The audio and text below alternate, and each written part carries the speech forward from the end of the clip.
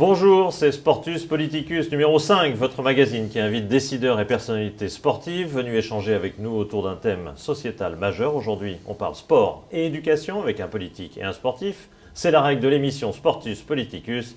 C'est parti! Alors le sport, c'est l'école de la vie, entend-on souvent. Il est aussi reconnu pour magnifier les valeurs d'égalité, de solidarité, de citoyenneté. Mais en parallèle, les politiques sportives donnent-elles autant de place que mérite le sport? C'est l'une des grandes questions que nous allons nous poser pendant 20 minutes avec, vous le savez, deux invités, un homme politique et un sportif. On commence par M. Régis Juanico, député de la Loire, député PS, et qui est très intéressé par le sport. En un mot d'ailleurs, sur la première question que j'ai posée, les politiques font-ils assez sur le dossier du sport? Sport à l'école, pas assez. C'est notamment le but et l'objectif de notre rapport avec Pascal de Guilhem, c'est de regarder comment on peut développer dès le plus jeune âge les bonnes habitudes, aujourd'hui pour les jeunes Français, des habitudes qu'ils garderont tout au long de leur vie, d'une activité physique et sportive. Donc c'est à la fois le sport à l'école, le PS obligatoire, le sport scolaire, aujourd'hui les activités périscolaires qui prennent de plus en plus de place, mais aussi le rôle des clubs sportifs qui doivent pouvoir aussi venir à l'école, montrer ce que c'est qu'une discipline comme la boxe par exemple. On aura l'occasion de le développer tout à l'heure. On va se tourner effectivement, puisque face à vous, sur le même terrain, mais sans gants de boxe, un homme qui nous a fait vibrer au mois d'août lors des Jeux Olympiques, c'est Souleymane Sissoko, médaillé de bronze en catégorie Walter, moins de 69 kilos pour ceux qui veulent savoir votre poids. Souleymane, bonjour. Vous avez crevé l'écran cet été sur le ring, mais aussi dans vos interviews, vous passiez énormément de messages sur le sport et sur l'éducation justement. Oui, parce que pour moi, c'est lié. Le sport et l'éducation, ça va de pair, c'est super important pour moi. Et par rapport aux valeurs que ça véhicule, donc c'était un devoir pour moi de parler du sport et aussi de l'éducation. Est-ce que c'était une véritable stratégie de communication? Je veux dire par là, est-ce que vous aviez décidé avant coup que les JO, ce serait l'occasion justement de parler d'autre chose que d'une éventuelle médaille et de vos combats? On sait que les Jeux Olympiques, c'est tous les 4 ans que c'est très diffusé dans le monde. Il y a une forte audience, donc oui, c'était volontaire de notre part, parce qu'on souhaitait parler de tout ce qui s'est passé dans notre pays. Et en dehors de ça, oui, pour nous, c'était une bonne vitrine, pouvoir parler du sport, mais aussi de l'éducation. Voilà, donc vous avez parlé de Team Solide, puisque vous étiez le capitaine de cette équipe de boxe qui se surnommait Team Solide. Ça devrait être un thème de gouvernement, ça. C'est pas mal. Et également, cofondateur de Secteur Sport Éducation, donc l'association dont on va parler évidemment. Les présentations sont faites, on commence avec vous. Vous êtes un homme de dossier et de terrain qui réfléchit au sport. Vous l'avez cité tout à l'heure, votre rapport. Sport et école, en gros on peut dire votre rapport c'est essentiellement consacré à sport et école. Quels sont vraiment les deux thèmes principaux qu'on doit ressortir de ce rapport? Premièrement, le constat qu'on a fait, qui est un constat alarmant et qui est celui de la Fédération française de cardiologie, il est un constat d'alerte sur la santé publique. Aujourd'hui, nous avons moins de 50% des enfants, des jeunes, notamment des jeunes collégiens, qui font un niveau d'activité physique et sportive quotidienne suffisante, 60 minutes.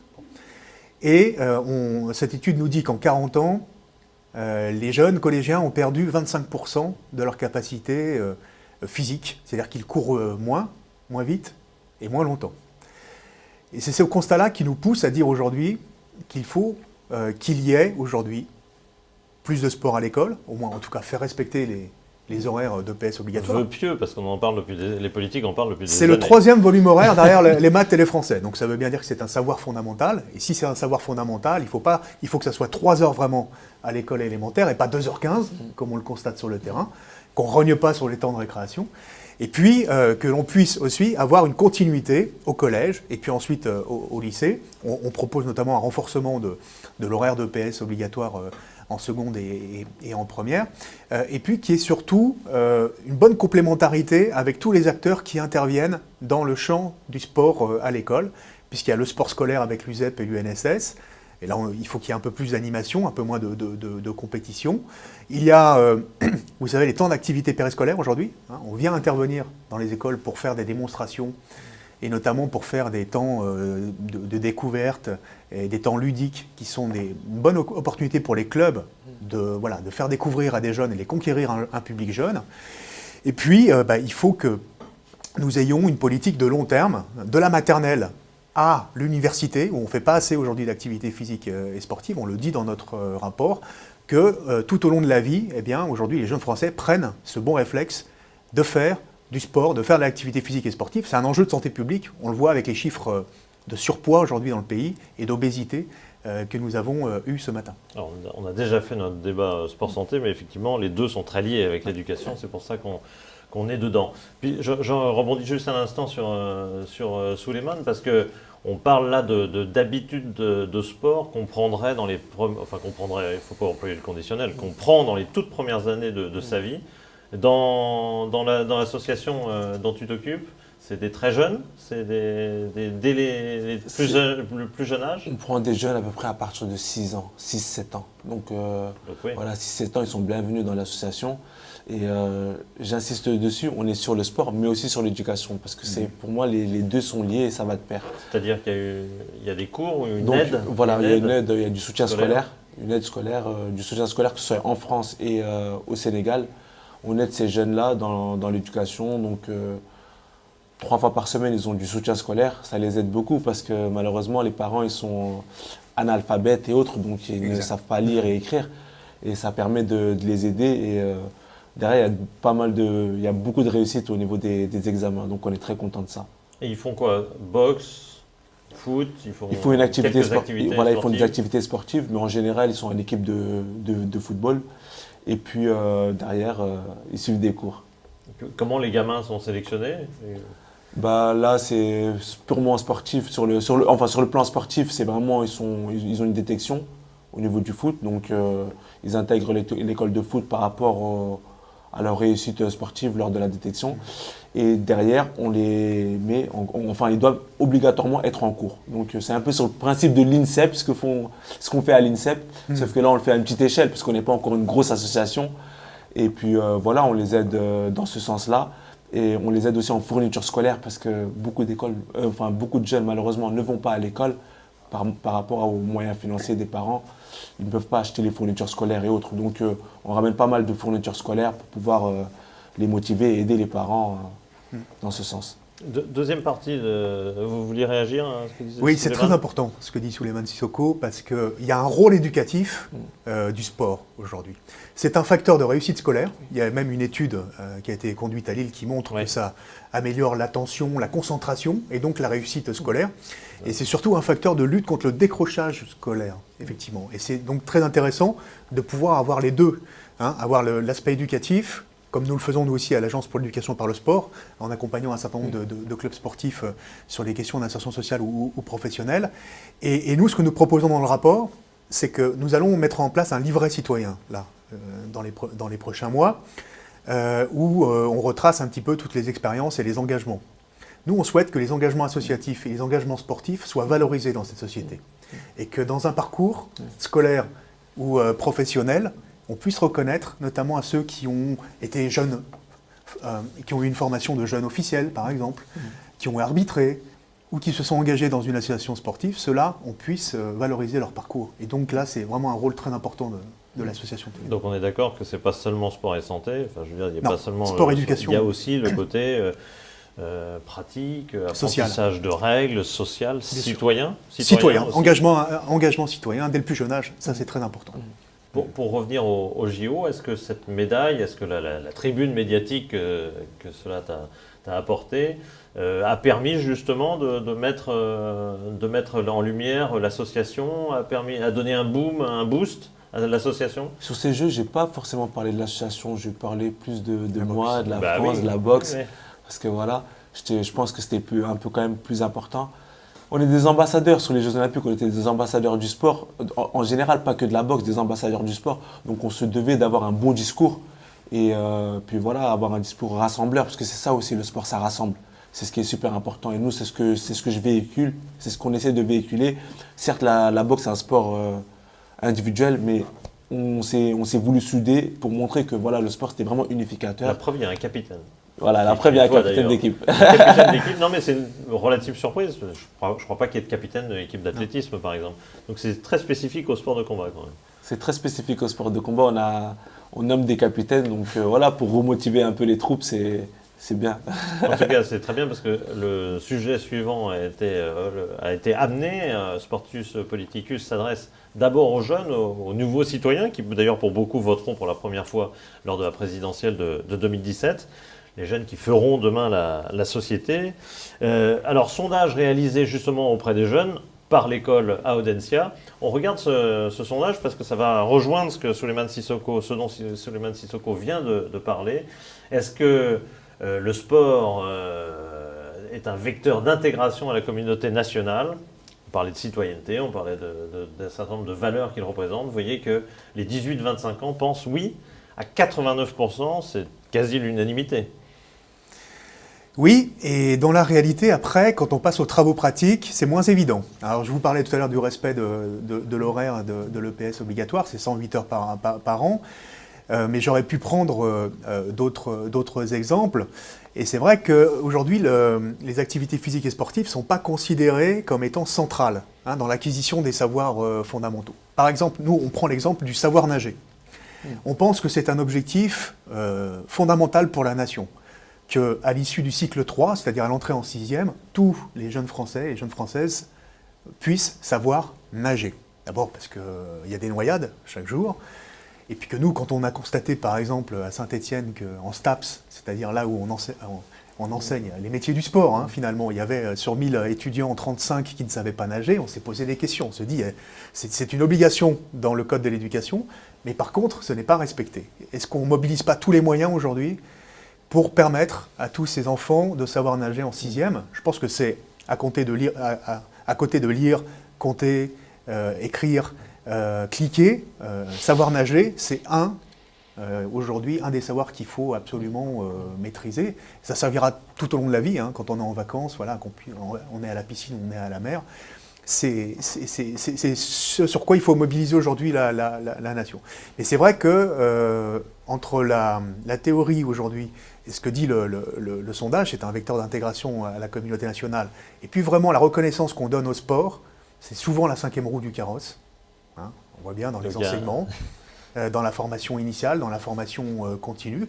Donc il faut rééquilibrer, et il faut que le sport ait sa véritable place. Vous êtes forcément sensible à la question parce que vous êtes étudiant, vous êtes à la Sorbonne. Est-ce que vous sentez dans le cadre de vos études qu'on vous regarde différemment, que le sport, et notamment la boxe, qui n'était peut-être pas le sport de prédilection à la Sorbonne, est mieux vu grâce à vous? Ah oui, tous, parce qu'il n'y a pas que moi qui est étudiant, il y a Estelle Mousselé qui est ingénieur, il y a Sarah Brown qui est chef d'entreprise et d'autres boxeurs aussi qui sont étudiants. C'est vrai qu'à la Sorbonne, il y en a beaucoup qui me regardent avec des gros yeux. Ils se disent, oh là là, on a un champion avec nous en cours. Donc oui, c'est bien. Et pour moi, c'est super important d'avoir cette stabilité-là entre le sport et les études. Sur toute ma carrière, ça a été super important de suivre les deux parce que ça me permet d'avoir une stabilité. Lorsque j'étais trop focus dans le sport, en général, ça ne marchait pas trop bien. Lorsque j'étais trop focus dans les études, les résultats étaient moins bien. J'ai toujours eu besoin de jongler entre les deux et c'est là où j'ai fait les meilleurs résultats, où j'étais le mieux aussi au niveau de mes cours. Ça ne m'étonne pas, puisque les étudiants d'Audencia, une fois de plus, ont sévi. Ils ont fait un sondage justement sur la relation entre la réussite scolaire et la pratique d'un sport. On regarde le résultat. Estime-t-il donc que la réussite scolaire est liée à la pratique d'un sport? Oui, à 71%. Là, on est sur les 18-25 ans. Est-ce que ça veut dire que, Monsieur Juanico, que effectivement ils pratiquent, ou c'est là encore un vœu pieux, c'est-à-dire qu'ils aimeraient bien pratiquer ou ils pratiquent? Il y a deux questions. Il y a la question du décrochage sportif qu'on observe à partir de la 4e en particulier, notamment parce que il y a les jeunes et les jeunes filles en particulier sont moins dans les associations sportives et pratiquent de moins en moins, et on le voit au lycée progressivement, notamment dans les milieux défavorisés. Et puis ensuite, l'enseignement supérieur, on voit vraiment un vrai décrochage sportif. Ça, c'est sur la pratique sportive générale. Bon, ça, il faut l'améliorer. Globalement, il faut l'améliorer en donnant ce bon réflexe de faire du sport tout au long de la vie, dans l'intérêt de la santé des jeunes Français. Et puis, il y a le sport de haut niveau. Là, le sport de haut niveau, on a plutôt, nous, un modèle de parcours d'excellence en France qui est un bon modèle. Avec les sections sportives scolaires, ce qu'on appelait avant les sports-études, il y en a 3300 en France, les pôles France, les pôles Espoir, notamment des fédérations.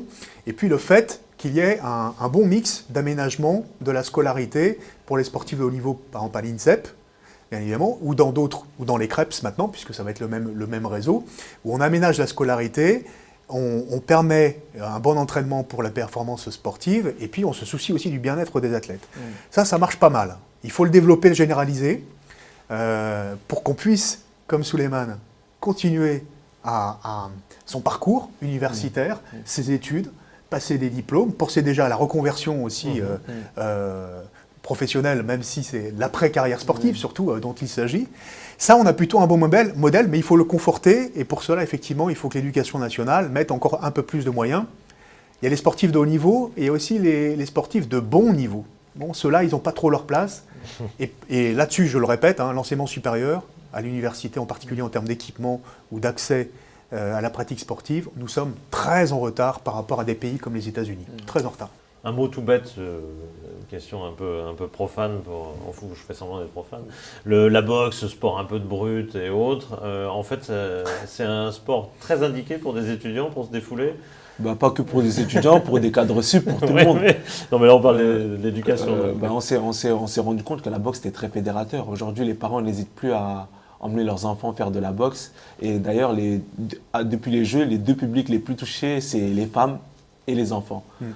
Parce que voilà, on a toujours eu beaucoup d'idées reçues sur la boxe, sport violent, sport de quartier et autres. Aujourd'hui, les gens, ils veulent se mettre à la boxe parce que après une longue journée de travail, ils veulent taper sur le sac, se défouler. Et ça fait du bien, ça permet aussi le dépassement de soi pour beaucoup d'avoir plus confiance en soi et de se maîtriser aussi. Alors, je vous le disais en introduction, Sportus Politicus s'interroge sans détour sur les questions que vous, les jeunes, vous posez. Justement, avant de prendre le pouvoir, la jeunesse d'Audencia Business School prend la parole. Séverine vous pose une question. Elle est étudiante en master de management des organisations sportives à Audencia Business School.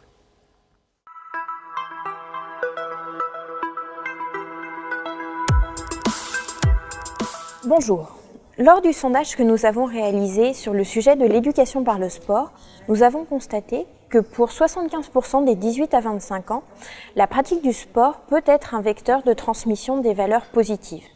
Dans le même ordre d'idées, 85% d'entre eux pensent que les sportifs professionnels pourraient être formés à devenir des exemples pour la jeunesse. On peut donc en déduire que les jeunes ont conscience de l'importance de la pratique sportive pour la transmission de valeurs positives, notamment par les grandes figures nationales que peuvent être les sportifs professionnels.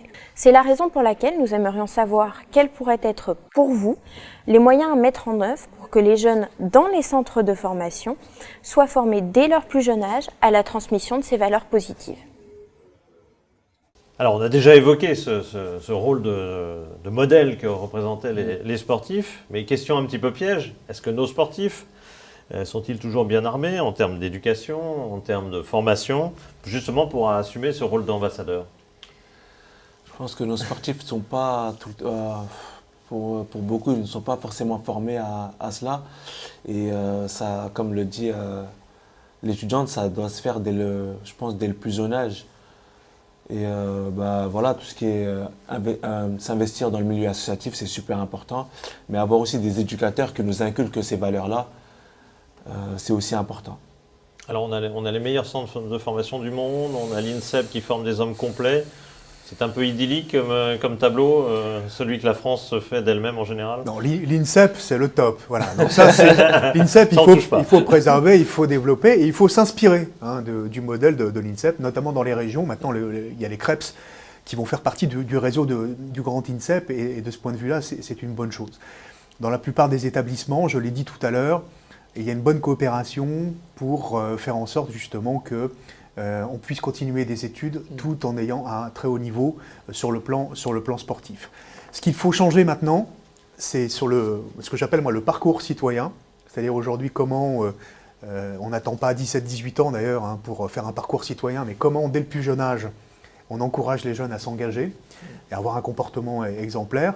On valorise mieux les engagements sportifs et associatifs. Donc ça, c'est très important et que vraiment, on le mette au centre. Et puis ensuite, effectivement, il y a sans doute quelques secteurs où il faut travailler un peu plus. Je pense au centre de formation du football. Je suis désolé pour le football, mais je pense que par rapport à d'autres structures que j'ai pu observer, comme les pôles France, les pôles Espoir, il y a peut-être encore un effort à faire sur, on va dire, l'éducation, la citoyenneté et la formation de ces jeunes footballeurs dans les centres de formation professionnelle. Voilà. Est-ce que on va conclure d'ailleurs sur une partie un peu plus politique et sur notamment les enjeux ou les mesures qui pourraient être proposées en vue des prochaines élections et des échéances électorales. Ça pose aussi la question de la sincérité des politiques. Le sportif que vous êtes, quand il voit arriver les politiques quand il y a la médaille, ils se disent bon c'est bien, mais est-ce que derrière ce même homme va m'aider, va me soutenir, va soutenir le sport? On se pose la question. C'est vrai qu'on se pose la question, mais c'est ce qu'on va voir aussi dans les années qui vont arriver. Aujourd'hui, les politiques ont aimé le discours des boxeurs. Moi, lorsqu'on a été reçu à l'Élysée, que ce soit par le président ou le Premier ministre par tous les élus, ils ont vraiment apprécié ce discours. Et pas que, la France aussi a apprécié ce discours, donc je pense que ça va dans l'intérêt des politiques d'aller dans ce sens et d'aider la boxe afin qu'on puisse se développer, parce qu'on reste quand même une petite fédération. Au niveau il y a bien sûr votre rapport, il y a bien sûr quelques mesures qui sont votées, mais est-ce qu'il y a d'ores et déjà dans vos envies de 2017, au terme déjà des idées fortes qui vont être et on l'espère, est-ce qu'elles vont être placées dans la campagne, est-ce qu'elles vont être mises en avant dans la campagne? Oui, tout à fait. Alors, il y a la question aujourd'hui de comment on développe un plan de pratiques sportives dans le pays, qu'on passe d'une nation de sportifs à une nation sportive, véritablement. Et ça, c'est un réflexe qu'il faut acquérir dès le plus jeune âge. Donc c'est à la fois le sport et l'école, et c'est le sport santé, parce que c'est les publics tout au long de la vie aussi, y compris les personnes âgées. Aujourd'hui, on sait que c'est une dimension de prévention. Donc il faut agir sur ces deux leviers-là. Donc ça sera au centre des préoccupations de l'élection présidentielle et des élections qui vont venir en 2017, parce que c'est aujourd'hui là l'objectif. La chance que l'on a, c'est la candidature de Paris aux Jeux Olympiques de 2024. Parce que là, on peut avoir un élément fédérateur, notamment pour la jeunesse de notre pays, et se projeter à 10 ans. Et si on commence par un fonds dédié à l'héritage sportif et territorial, c'est bien pour dire que la priorité, elle doit être partout dans les territoires, pas simplement à Paris ou en Ile-de-France, mais partout, que des clubs et des équipements et les éducateurs et les bénévoles aussi, bien évidemment, qui puissent faire tourner leurs activités. Monsieur le député a évoqué un point important qui est aussi un peu politique, c'est la candidature de Paris 2024. Les athlètes sont à fond dans la candidature. Vous-même, vous êtes à fond? Moi, je me sens impliqué dans cette candidature. Il y a des concertations qui sont menées pour essayer d'accueillir au mieux ces Jeux Olympiques sur l'avant, pendant et après les Jeux. Moi, je me sens vraiment impliqué et je sens qu'on m'implique dans cette candidature. Et la fonction des athlètes dedans, c'est quoi? C'est justement de mettre en avant les valeurs du sport, de ressortir les valeurs du sport? Oui, de ressortir les valeurs du sport, mais au-delà de ça, de pouvoir essayer d'avoir les meilleurs Jeux possibles. Donc moi, par exemple, qui a vécu les Jeux, je dis qu'est-ce que j'ai aimé à Rio, qu'est-ce que j'ai pas aimé, et essayer de faire vraiment des Jeux Olympiques top à Paris en 2024. Sport et éducation, quel est le dernier message que vous souhaiteriez donner dans cette émission? Faites du sport, faites-vous plaisir. Il ne faut pas que ça soit une contrainte. Découvrez un maximum de disciplines. Il y a des disciplines qui méritent d'être découvertes et pas simplement dans les grandes écoles comme HEC. La boxe, dès le plus jeune âge, la boxe éducative en particulier, c'est formidable. Donc, allez-y, le sport, c'est la santé. Un dernier message, celui que tu as donné à Dakar, peut-être, auprès des jeunes de l'association? Je leur dis toujours de croire en leurs rêves, parce qu'ils sont issus de milieux qui sont très, très, très durs. Donc, voilà, toujours croire en ses rêves et de se donner les moyens, surtout, de pouvoir les réaliser. Et puis, un grand champion, c'est quelqu'un qui en a dans la tête. Donc, soyez de grands champions. Eh bien, belle conclusion. Merci, Souleymane Sissoko. Merci, Régis Juanico, merci de nous avoir accompagnés dans cette émission. Merci à tous de nous avoir suivis. À très vite dans Sportus Politicus. D'ici là, restez connectés Et n'oubliez pas de vous sentir sport.